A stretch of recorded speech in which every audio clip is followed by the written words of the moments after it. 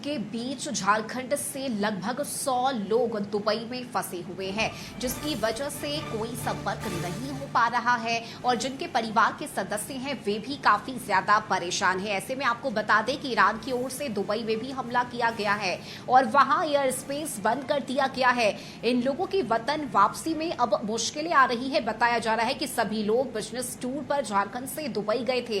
फिलहाल सभी ने भारत सरकार से मदद की गुहार लगाई है और सभी दुबई के होटल में ठहरे हुए हैं। वहीं उनके परिवार के लोग भी यहां चिंतित हैं। परिजनों के मुताबिक सभी लोग प्राइवेट कंपनी के कॉरपोरेट टूर पर दुबई गए हुए थे। लगभग 100 लोगों के समूह में रांची, जमशेदपुर, पलामू, गिरिडीह, चतरा और खूंटी के लोग हैं और इस समूह में सिर्फ कर्मचारी ही नहीं बल्कि कई लोग अपने परिवार के साथ भी गए हैं।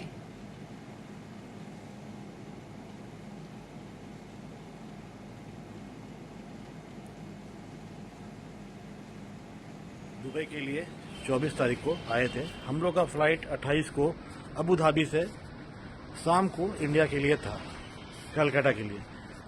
तो हम लोग अपना एयरपोर्ट जा रहे थे।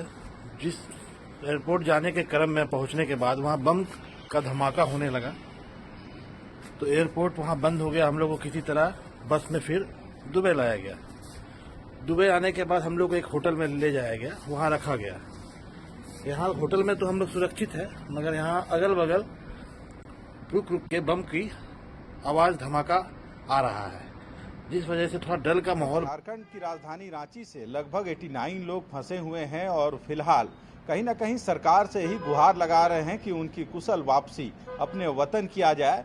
हालांकि सभी कहीं ना कहीं जो लाफाज कंपनी है सीमेंट की, उनकी तरफ से गए थे और 24 तारीख को वे वहां पहुंचे थे और 28 तारीख को उनकी फ्लाइट थी जो कोलकाता के लिए रवाना होनी थी। पर जिस तरह से मिडिल ईस्ट में घटनाएं घटी है, उसके बाद जो अबू धाबी का एयरपोर्ट है वहां पूरी तरह से बंद कर दिया गया है। कोई भी उड़ानें वहां से नहीं हो रही है। यही वजह है कि उनको फिर दुबई लाया गया है और सारे लोग दुबई में सुरक्षित है। हालांकि कई ऐसे लोग हैं जिसमें से एक राहुल वर्मा का भी नाम है, जो राजधानी रांची के थड़पकना के निवासी हैं और उनके जो बड़े भाई हैं उनके साथ अभी हम उनके साथ मौजूद हैं, जिनका नाम रोशन है।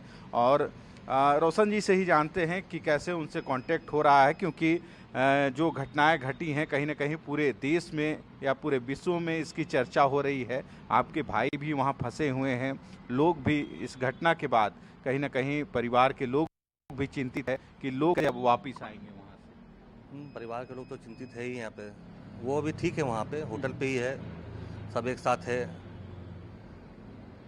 बस। कितने लोग गए थे यहाँ से?